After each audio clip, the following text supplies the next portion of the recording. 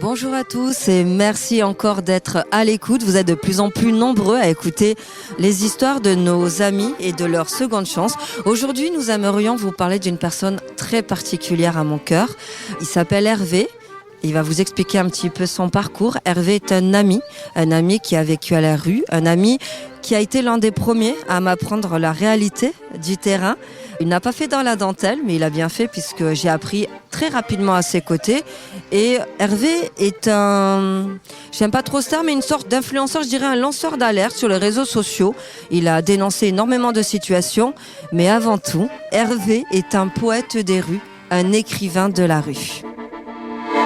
Hervé, bonjour. Bonjour. Merci d'être là avec nous. Hervé, déjà ton nom d'artiste de rue est Croise-Pattes. Pourquoi Hervé ? C'est tout simplement le jour où je me suis inscrit sur Twitter. J'avais un chien à l'époque et je cherchais mon pseudo et il a posé ses pattes sur moi et du coup j'ai dit ce sera son nom et comme son nom c'est Croise-Pattes. Voilà. Ça a été au feeling finalement. C'était mon chien, voilà. Hervé, depuis combien de temps finalement tu as été SDF puisque ta situation actuelle est un peu intermédiaire et quelle est ton histoire Hervé ? J'ai été placé très tôt à la DAS. Je n'ai pas connu mon père ni ma mère. Enfin, ma mère, je l'ai vue à 3 reprises, 2-3 reprises, oui. Et il faut savoir que quand tu sors de la DAS à 17-18 ans, normalement tu touches une allocation qui te permet de t'insérer dans la vie normale, on va dire. Et moi, il m'a fallu 1 an pour pouvoir la toucher. Et entre-temps, j'ai réussi à trouver un boulot à mi-temps. Puis après à 3/4 temps et après à plein temps. Et tu vas rire, j'étais travailleur social en mission locale. Ça te correspondait très bien. Hein. Et puis est venu le moment de devoir faire mon service militaire, que j'ai refusé de faire, donc j'ai fait objecteur de conscience. Toujours sur mon lieu de travail, sauf que je passais d'un salaire correct à une solde militaire, qui était en dessous du montant du prix de mon loyer. T'habitais quelle ville à ce moment-là ? Région de Valenciennes. Et donc, j'ai galéré parce que c'est 2 ans. L'objection de conscience, c'est 2 ans au lieu d'1 an. Donc 2 ans vraiment à crever la dalle. Et du coup, gros conflit avec mon employeur, qui se servait beaucoup de moi pour, on va dire, faire les actions politiques, se servait de la mission locale pour faire de la politique. Et ça me convenait pas, et puis du coup, il m'a viré. Donc, plus de boulot. Les loyers impayés qui s'accumulent. Et au bout d'un moment, t'es obligé de partir, quoi. Et t'es parti où, justement ? Alors là, je suis parti en Belgique. Comme j'étais frontalier, je connaissais très très bien la région belge, la Wallonie. Et donc, du coup, à l'époque, déjà, je faisais de la guitare, je jouais avec des copains et on se produisait souvent dans les bars. En Belgique, ils sont plus cool. Tu peux arriver avec ta guitare, jouer, chanter, faire le chapeau. En France, c'est un peu plus compliqué maintenant. Mais ça va qu'un temps, parce que je dormais quand même dehors, ou un peu à l'hôtel, ou etc., ou chez un copain de temps en temps, etc., mais ça dure jamais très longtemps. Et d'où, c'est avec un ami, on est parti un week-end à Londres, et lui, quand il est reparti le dimanche soir, je dis non, moi je reste. Sur un coup de tête, t'as décidé de rester là-bas. Je suis resté 11 mois. Et comment ça s'est passé à Londres, justement ? Un peu la galère au début, et puis après, j'ai trouvé des boulots, et après une chambre dans une espèce d'hôtel d'étudiants, où c'était quand même assez bordélique, on était 4-5 par chambre. Mais c'était sympa, il y avait une super bonne ambiance, mais c'est dur de cumuler des nuits blanches à picoler et fumer, et la journée bosser, donc au bout d'un moment tu fatigues très vite. Premier boulot, c'est l'équivalent de l'intérim en France, j'emballais des petites culottes et des soutiens-gorge. Je m'y attendais pas. Travail de nuit, et je travaillais qu'avec des femmes, donc c'était très agréable. Et puis après ils ont voulu me faire un vrai contrat, mais là la paye elle baissait drastiquement, donc j'ai refusé. Et après je suis parti dans la restauration, parce que là-bas, quand tu dis que t'es français, que tu veux bosser en cuisine, t'es pris tout de suite. Tu es resté combien de temps là-bas ? D'abord t'étais dans le nord de la France, si j'ai bien compris. Après en Belgique, après en Angleterre. Ah oui, t'as pas mal voyagé quand même. Oui, j'avais que ça à faire. Et pourquoi ce choix justement de voyager ? Pourquoi ? Ça a été sur un coup de tête ou une sorte de parcours déjà prédestiné ? Non, j'aimais plus là où j'ai vécu, là où je suis né. Il n'y avait plus de travail, plus d'appartement, donc voilà, je suis devenu nomade. And do you speak English ? Oui, quand même un peu. Enfin, j'ai perdu avec le temps, mais on ne pratique plus en France. Donc, et puis, au bout de 11 mois, nostalgie du pays, donc je suis revenu en France, mais quand je suis revenu à Valenciennes, Je me sentais vraiment pas bien et je me voyais pas de solution. Donc je suis allé en gare et puis j'ai dit c'est quoi le prochain train? C'était Paris. Bon, ben voilà. Et j'ai déboulé à Gare du Nord. Et ça a commencé l'aventure parisienne. Ouais. Donc je suis resté un petit peu du côté de Gare du Nord, mais c'était quand même déjà à l'époque assez violent. Puis je connaissais personne. Et puis après j'ai rencontré une autre personne sans domicile fixe, qui lui squattait plutôt dans le 14e et du coup m'a dit viens avec moi. Et c'est avec lui que j'ai appris un peu quelques codes de la rue. Puis donc je suis resté pas mal d'années dans le 14e. Et puis après il y a eu l'aventure des Don Quichotte, hiver 2006-2007, avec les tentes au bord du canal Saint-Martin. J'ai pas fait partie tout de suite des Don Quichotte parce que je trouvais que c'était de la folie que de réunir autant de personnes, surtout au bord de l'eau, avec la violence entre nous, l'alcool, les drogues, etc. Mais au final, ça a été une belle façon d'interpeller justement les pouvoirs politiques à l'époque, tout ça. Et puis après, ça s'est arrêté en février 2007. On était encore une petite trentaine à se dire, nous, si on n'a pas de solution d'hébergement, on reste. Donc on est resté jusqu'en juin. Et on rencontrait le préfet de Paris, préfet lié au logement, tous les mercredis. Dans quelles circonstances? Pour trouver des solutions. Parce que si tu veux, il y avait la vice-présidente du syndicat des riverains qui en avait marre de nous voir. Et nous, on lui a répondu, nous, on en a marre d'être là aussi. Donc, au lieu de te taper dessus, autant s'entendre. Et donc, du coup, c'est elle qui a organisé ces visites-là tous les mercredis avec le préfet, avec des responsables du tissu associatif, pour qu'on trouve une solution. Puis, il faut savoir qu'il y avait des migrants sans papier, des Iraniens, des Irakiens, et qu'il était hors de question qu'on les abandonne. C'est adorable. Non, c'est humain. Et donc voilà, même pour eux, on a réussi à trouver une solution pratiquement à 95%, parce qu'il y a toujours 5%, dont moi par exemple, qui ai refusé une chambre. Suite au Don Quichotte, il y a une structure d'hébergement qui s'est ouverte. Les Enfants du Canal, dans le 14e à Paris, boulevard Saint-Jacques au début. Ensuite, ils ont été à l'Observatoire et maintenant ils sont rue Bessal, toujours à Paris. Et c'était une structure assez innovante parce qu'elle accueillait les couples, les personnes avec des animaux, des chiens surtout. Donc c'était ouvert à tout le monde, sans distinction. Et puis avec cette idée que c'est un temps long de se réinsérer quand tu as passé des années dans la rue avec les addictions, avec les maladies chroniques, etc. Psychiques aussi. J'aimais bien cette politique de réinsertion sur le long temps en fait. Et puis j'ai eu une chambre pendant une semaine ou deux, et puis après j'ai un copain qui m'a proposé de travailler pour une compagnie de théâtre de rue qui faisait un grand spectacle sur Amiens. Donc je suis parti, ça devait durer 10 jours et j'y suis resté 3 mois. Parce que du coup j'ai retrouvé des trucs sur place, il y avait un squad d'artistes, etc. quoi. Puis après il a bien fallu que je revienne sur Paris. Et puis là la rencontre avec celle qui allait devenir la maman de mes 2 poumons, qui était travailleuse sociale et qui faisait des maraudes bénévoles. Et c'est comme ça que vous êtes rencontrés? Ouais, c'est comme ça qu'on s'est rencontrés, ouais.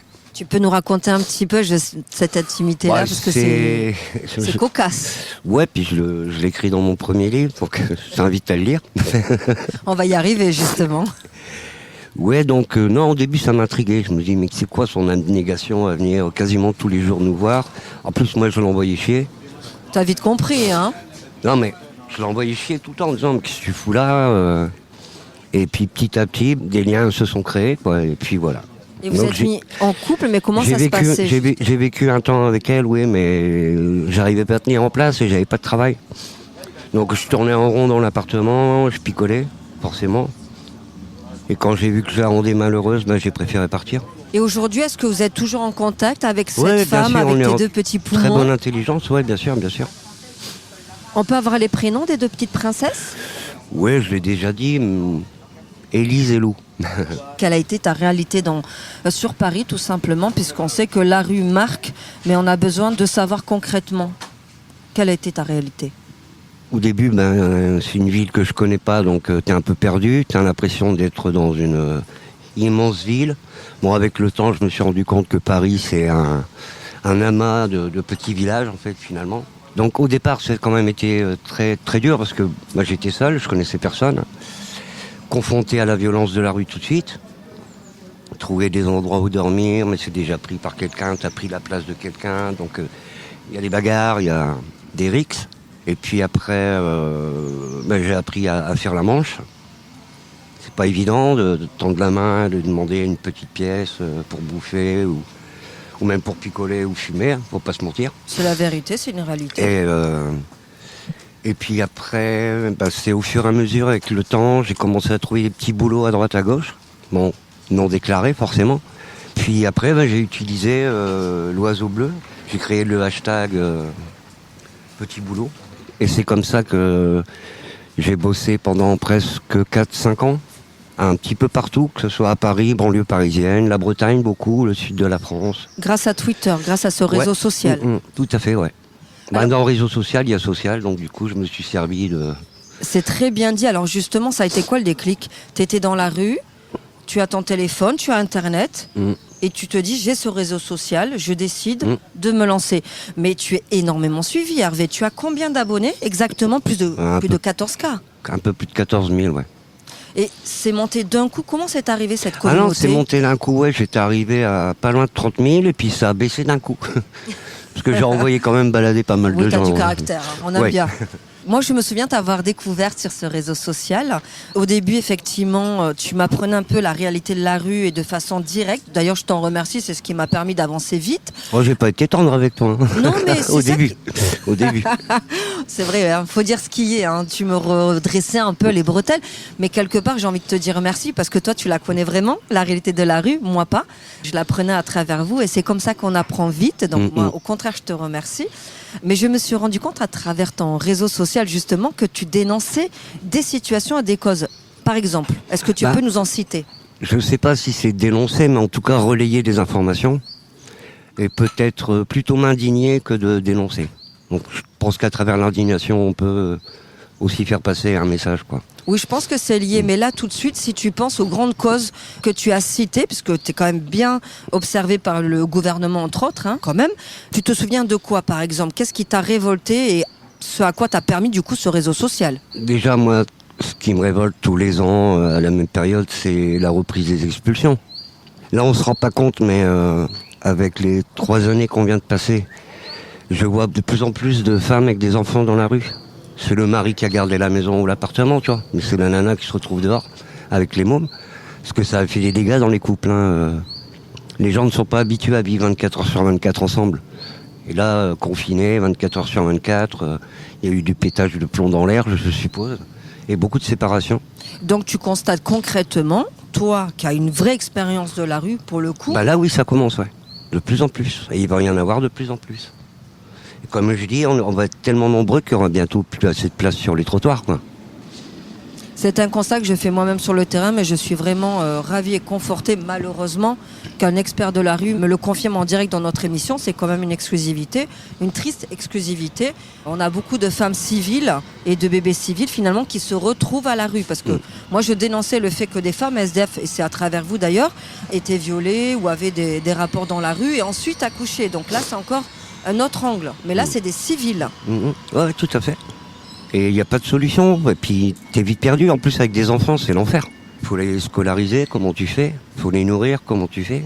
J'avais une autre question aussi, avant d'arriver sur justement mon Et les structures sont saturées. Ça, tu l'as constaté, que les structures étaient saturées? Si tu les vois dans la rue, c'est qu'elles n'ont nulle part où aller encore, en fait. Hervé, il y a une situation que tu as dénoncée sur les réseaux sociaux qui m'a énormément bouleversée, que j'avais d'ailleurs déjà dénoncée à mon petit niveau. C'est un hôpital qui t'aurait refusé des soins. Ouais, tout à fait. Ouais. Sur les réseaux, les gens n'avaient pas l'air de comprendre, mais moi, je l'ai testé. Est-ce que tu peux nous raconter, s'il te plaît, malheureusement? J'ai fait un malaise cardiaque, donc j'ai été pris en charge très vite par les pompiers. C'est une petite nana qui m'a relevé. Elle a appelé les pompiers, réflexe. Et le seul hôpital disponible, c'était la Riboisière, où j'ai été reçu comme une merde. Pas à l'accueil. À l'accueil, j'ai bien été reçu. Mais après, 3 heures dans la salle d'attente, alors qu'on n'était que 3 personnes dans la salle. Et puis j'ai eu un ami au téléphone, Rémi, parce que je l'ai tweeté que 3 heures d'attente alors qu'il n'y a personne dans la salle d'attente, je suis désolé. Rappelle très bien, ça c'est pas normal. Et donc du coup, un ami Rémi a vu le tweet, m'a appelé. Donc on a beaucoup discuté au téléphone. Et après, lui, je crois qu'il a retweeté. Et mon éditrice a vu le tweet et tout de suite, elle est venue me voir à l'hôpital pour rester avec moi, parce qu'elle savait que j'allais partir. Au bout d'un an, t'en as marre, quoi, tu te casses. Hein. Et ça s'est terminé comment? Au moment où au début, quand j'ai voulu partir, après il y a une infirmière, mais hyper désagréable, une vraie mégère, mais vraiment une harpie, qui m'a dit allez-y, c'est bon, c'est votre tour. Elle m'a mis dans un box, et là, rebelote, j'attends. Et le médecin avec les infirmières, ils se marraient, ils se fendaient la gueule dans le petit bureau d'à côté. Donc au bout d'un moment, j'ai passé la tête en demandant si on pouvait s'occuper de moi. Et le médecin en question, il m'a souri, il a rigolé, puis il m'a tourné le dos. Et là, c'est là que j'ai décidé de partir. Alors que c'était un problème cardiaque. Et puis là, au bout d'un moment, je suis resté avec mon éditrice dans la salle d'attente. Et l'infirmière est venue voir Delphine pour lui dire « Mais qu'est-ce que vous faites là ?» Elle dit j'accompagne Hervé, mon ami, parce que j'ai pas envie qu'il se barre de l'hôpital avant d'être au minimum ausculté. Elle dit « Si vous partez pas tout de suite, je dépose plainte à la police. » Et pour quel motif, Hervé ? Va falloir m'expliquer. Faudra m'expliquer aussi, mais voilà. T'as pas le droit d'être accompagné à l'hôpital, parce que quand t'es à l'hôpital, c'est quand même assez flippant. Non, c'est donc pas avoir un bon une personne avec toi qui t'accompagne, c'est rassurant. Et à la sortie de l'hôpital, il y avait des flics en faction. Donc je lui ai posé la question aux flics. Je dis, il y a l'infirmière qui veut déposer plainte contre mon ami parce qu'elle m'accompagne aux urgences. Le flic, il me fait... Il s'est marré, quoi, il a rigolé. Et il a bien raison, parce que c'est caduque. Le problème, c'est que tu as quand même une urgence cardiaque et on te traite comme ça. Non, c'est pas possible. Donc il y a 2 salles, 2 ambiances en fonction de ta situation sociale. Il fallait pas dire que j'étais SDF, point barre, mais j'ai pas le choix de le dire. C'est une réalité, donc, mais c'est pas la première fois que j'entends ce genre de témoignage et je pense que c'était important qu'on le mette en avant dans l'interview. Je te remercie. Et ensuite, justement, à partir de là, comment ça s'est déroulé ? Je sais que tu as aussi intégré un collectif, le collectif de la rue. Mort de la rue. Exactement. Les morts de la rue, oui. Alors, tu peux nous raconter un petit peu justement cette évolution ? J'allais aux hommages régulièrement. Tous les ans, on fait un hommage aux personnes qui sont décédées l'année d'avant. Puis j'ai sympathisé avec la présidente, avec les gens, les bénévoles et les salariés. Et ils m'ont proposé de faire partie du conseil d'administration à titre honorifique, quoi, en fait. Et participer quand ils font des actions, tout ça, et témoigner. Et tu y es toujours aujourd'hui, justement. Ah oui, bien sûr, ouais. On a fêté les 20 ans samedi, il y a 3 semaines. Et justement, si tu as le chiffre, malheureusement, des décès, puisque vous l'avez exprimé lors de cet événement, est-ce que tu peux nous donner le nombre de décès dans la rue ? Depuis le 1er janvier, je crois qu'on en est à 177. C'est énorme. C'est impressionnant, en sachant que tu l'as très justement dit, les expulsions vont arriver, le nombre de personnes à la rue augmente, on a des bébés, on a des femmes. Je ne sais pas quel sera le constat, vraiment. Il ne faut pas oublier, avant, moi, quand j'étais placé, ça s'appelait la DAS. Aujourd'hui, c'est l'ASE. Et les membres qui sortent de l'ASE, ils n'ont rien. Ils sont démunis. Et ils sont jeunes, hein. Ils ont entre 18 et 25 ans. Je te confirme que la dernière marotte que nous avions faite à Place de la République, d'ailleurs tu étais venu nous faire un coucou, j'avais quand même rencontré 4 enfants de l'ASE, complètement égarés, qui étaient tombés dans la drogue et l'alcool. En même temps, ils sont esselés. C'est un constat qu'il faudrait qu'on remette en place. Il y a eu des suicides, il y a eu des meurtres. Ça, c'est une réalité qu'il faudra qu'on aborde sur un autre numéro. Je pense que c'est assez important. Et Hervé, aujourd'hui, est-ce que tu peux nous dire où tu en es dans ta vie ? Alors, je m'amusais sur Twitter à balancer des extraits de ce que j'écrivais. Et ça a plu à Delphine Chaume, qui allait devenir mon éditrice. Elle m'a demandé si j'avais plus de matière à proposer, donc je lui ai dit oui. Donc je lui ai envoyé régulièrement et c'est comme ça qu'on a signé pour un premier livre. Là, le deuxième arrive en septembre et je travaille sur le suivant. Un ami m'a mis à disposition un local où je suis à l'abri et je peux tranquillement écrire à mon rythme et à l'abri. C'est important. Et c'est pour ça justement que je tenais à t'avoir dans notre podcast, parce que moi je t'ai découvert aussi comme ça, un poète de la rue. Moi je considère que tu es un poète de la rue. Effectivement, tu écris tes bouquins, on va revenir, tu fais la guitare, tu chantes, tu as une voix exceptionnelle, tu es extrêmement photogénique. Tu vas me dire ça n'a rien à voir, mais si, parce que tu dégages vraiment une aura. Et déjà, on va commencer par moi j'appelle ça des poèmes, peut-être que je me trompe, tu vas me reprendre si ce n'est pas ça et ne m'en veux pas. Mais pour moi, c'est des sortes de poèmes de la rue où tu as des personnages, où tu parles de certaines choses, mais avec une certaine narration. Comment ça t'est venu ? C'est naturel, ça ? Depuis que je sais écrire, j'ai toujours écrit et j'ai toujours lu. Dans la rue, les journées sont très longues, tu te lèves très tôt, tu te couches très tard, donc il faut tuer le temps. J'avais toujours des carnets, des bouquins, des carnets à remplir, des bouquins à lire, et c'est ma rencontre avec un ami, qui allait devenir un ami, Guy Birenbaum. Je l'ai rencontré dans une librairie, où il faisait une séance dédicace de son livre. C'était il y a pas loin de 15 ans. Et puis je lui ai chuchoté à l'oreille que moi aussi j'écrivais. Donc il s'est intéressé à ce que je faisais. Il a essayé de me faire rencontrer des éditeurs qui ont pas cru au projet. C'est resté lettre morte pendant toutes ces années-là. Mais Guy m'avait dit à l'époque, écris, il en restera toujours quelque chose. Et donc j'ai continué à écrire malgré tout, et puis voilà. Donc un premier bouquin, là un second. Et... Alors justement, est-ce que tu peux nous donner quand même le nom de la maison d'édition, le nom des bouquins? Et puis moi j'aimerais bien savoir précisément de quoi tu parles dans ces bouquins, s'il te plaît. Alors c'est aux éditions Maurice Nadeau, maison historique, qui a révélé de grands écrivains. Le premier livre, c'est Écriture carnassière. En fait, ça raconte des souvenirs, des passages de ma vie, depuis ma naissance jusqu'à maintenant. Donc, de façon assez... un peu crue, un peu poétique, un peu triste et drôle.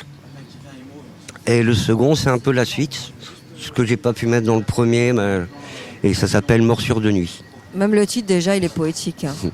Et le troisième, il sort quand? Là, je suis en train de travailler dessus. Hervé, merci beaucoup déjà pour toutes ces confidences. Mais alors, pour terminer ce podcast, est-ce que tu as un message à faire passer à nos citoyens, aux personnes qui écoutent Seconde Chance? C'est à toi. Via les réseaux sociaux, on me demande souvent si j'ai besoin de quelque chose. Ou alors, il y a des gens qui me disent « J'aimerais bien t'aider, te donner un coup de main, mais j'habite loin. » Et ben moi, je réponds « Je suis sûr qu'en bas de chez toi, il y a une personne qui aurait peut-être besoin de ton aide. Donc, je dis « Moi, ça va, je me débrouille. Mais regarde en bas de chez toi. » Voilà, c'est aussi simple que ça. Merci beaucoup Hervé pour toutes ces confidences. Merci d'être celui que tu es. Je pense que nos auditeurs de Seconde Chance vont vraiment apprécier de découvrir le personnage que tu es. Pourquoi? Parce que dans la rue, en fait, ça ne se résume pas simplement à faire la manche ou être dans la galère. Il y a des vrais personnages et des vraies personnes qui méritent d'être connues, des artistes, des lanceurs d'alerte. Je te remercie aussi pour ça. Et je te dis à très vite pour un prochain numéro. Merci. Au revoir.